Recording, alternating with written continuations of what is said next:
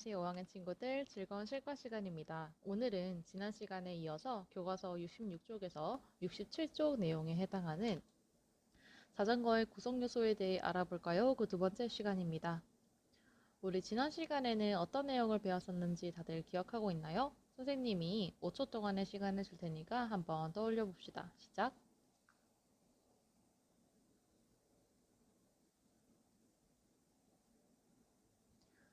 네, 다들 잘 떠올려 보았나요?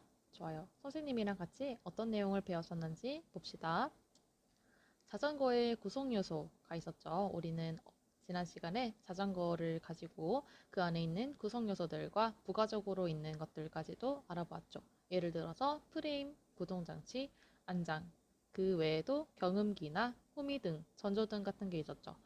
그럼 잠깐 빠르게 복습 한번 해봅시다.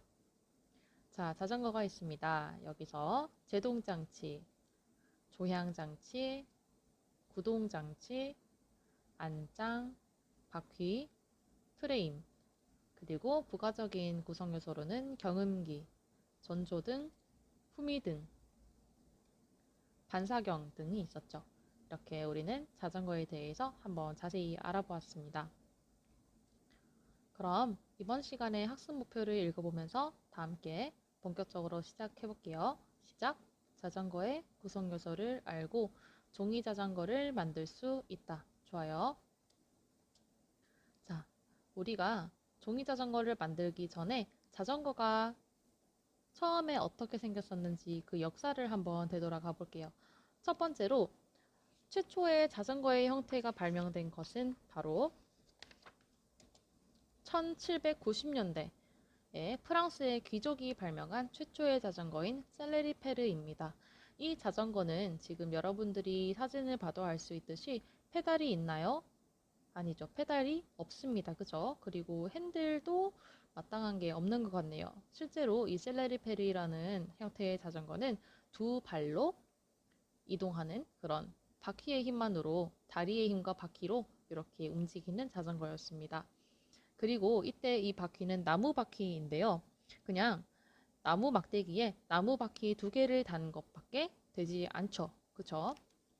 그래도 최초의 자전거의 형태를 가진 수단이었다는 거. 그리고 나서 조금 더 발전된 형태가 나옵니다. 바로 1817년 독일의 드라이스 남작이 발명한 방향을 바꿀 수 있는 최초의 자전거 드라이즈네입니다. 자, 여기서 우리가 이 자전거에 어떤 장치가 더해졌어요. 자전거의 구성 요소 중에서 땡땡 장치가 더해졌다. 뭘까요? 그렇죠. 조향 장치가 더해졌죠. 방향을 바꿀 수 있는 최초의 자전거잖아요. 그쵸? 우리가 이 드라이스 남작은 핸들을 이용해서 방향을 이리저리 바꿀 수 있는 자전거를 발명했습니다. 하지만 여기서 어떤 장치는 보이지 않나요? 그렇죠. 페달, 체인, 기어 등 구동 장치는 보이지 않네요. 이 자전거도 또한 그냥 두 발로 걸어 다니는 바퀴에 도움을 받는 그런 자전거라고 할 수 있고 구동 장치는 따로 같이 있지 않다는 점. 그리고 나서 이러한 자전거가 발명이 됩니다. 페달이 달린 현대식 자전거, 벨로시페드입니다. 1861년 프랑스의 피에르 비쇼가 발명했는데요. 여기서 이제 페달이라는 구성 요소가 추가됩니다. 그런데 여기서는 어떤 게 보이지 않나요? 그렇죠. 우리가 익히 알고 있는 체인과 기어가 있지 않습니다. 그쵸? 하지만 그래도 방향을 바꿀 수 있는 것과 페달이 달리기 시작했다는 점, 그리고 이것이 현대식 자전거의 원형이 됐다는 것입니다. 그래서 이 벨로시페드가 1861년에 발명이 되었고요.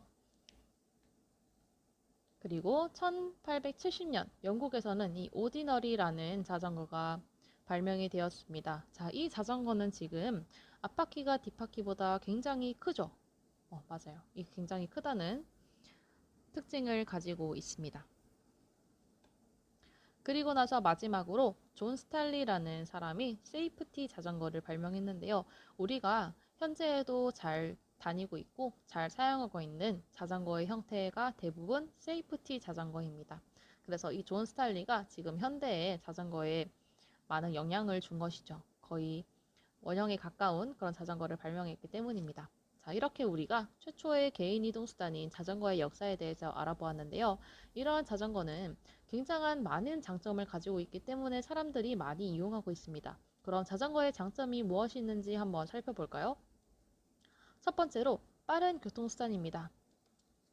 물론 장거리 운행에서는 버스나 기차, 자동차가 빠르겠죠. 하지만 굉장히 교통체증이 심한 도심 속에서 5km 이내의 단거리 운행에는 자전거가 다른 교통수단보다 훨씬 빠르게 이용될 수 있습니다. 두 번째로는 환경 지킴이입니다. 자전거는 일산화탄소, 이산화탄소 등 해로운 물질을 내뿜지 않죠. 그렇기 때문에 환경오염으로 인한 기후변화를 예방할 수 있고 대기 환경을 개선하는 데 굉장히 큰 역할을 하는 친환경 교통수단입니다. 세 번째로는 안전한 자전거입니다. 자전거는 버스나 철도보다 안전한데요. 실제 통계에 따르면 자전거의 사고 위험은 자동차의 50분의 1에 불과하다고 합니다. 근데 자동차의 50분의 1이 불과하다 하더라도 우리가 안일해져서는 안 되겠죠. 그래서 우리가 다음 시간에는 자전거를 안전하게 관리하는 방법에 대해 배울 건데 미리 참고해 주시길 바랍니다. 네 번째로는 공간 절약입니다. 자전거는 여러분들이 육안으로 봐도 알 수 있듯이 자동차에 비해 10분의 1에서 20분의 1의 공간만 차지합니다. 그렇기 때문에 교통 문제나 주차 문제 해결에 많은 도움을 줍니다. 마지막으로 건강한 자전거인데요. 하루에 30분씩 자전거를 타면은 비만과 성인병 예방에 도움이 되고 건강해집니다. 자전거를 타려면 우리가 다리에 힘이 필요하죠. 오르막길을 갈 때 허벅지가 굉장히 땡기는데 그럴 때 다리의 힘도 많이 기를 수 있고 운동이 되기 때문에 비만과 성인병 예방에 도움이 된다는 점. 이렇게 장점이 많은 자전거가 이러한 장점들 때문에 전 세계에서는 사람들이 자전거를 많이 이용하고 있습니다. 그래서 전 세계적으로 가장 많이 이용되는 교통수단인 자전거가 자동차보다 2대1의 비율로 많고요. 그리고 생산율도 3대1의 비율로 더 많이 생산된다고 합니다. 그렇다면 자전거를 널리 이용하고 있는 각국의 나라들을 한번 볼까요? 첫 번째로 중국입니다. 자, 여기 사진을 봐도 알 수 있듯이 중국 같은 경우에는 사람들이 출퇴근 시간에 거의 자전거를 이용하고 있습니다. 두 번째로 유럽인데요. 유럽 또한 굉장히 자전거를 많이 쓰는 국가들이 모여 있죠. 그래서 영국의 작가인 웰스는 나는 자전거를 타고 가는 어른을 볼 때마다 인류의 미래에 대한 희망을 가진다라고 말했습니다. 그리고 일본 같은 경우에는 자전거를 타고 택배나 서류를 배달하는 자전거 택배원이 굉장히 인기라고 합니다.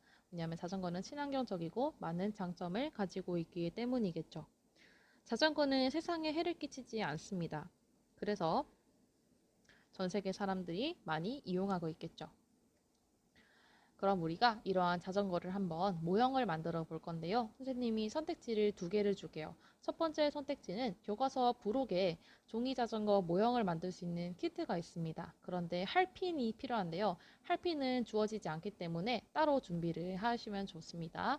이렇게 선택지 1번으로 만들 친구들은 교과서의 부록을 활용하길 바라고 선택지 2번을 활용할 친구들은 색종이로 자전거 모양을 한번 종이접기를 해볼 건데요. 이거에 대한 영상은 선생님이 따로 유튜브에 또 올릴 거니까 그 영상을 참고해서 한번 만들어 보기 바랍니다.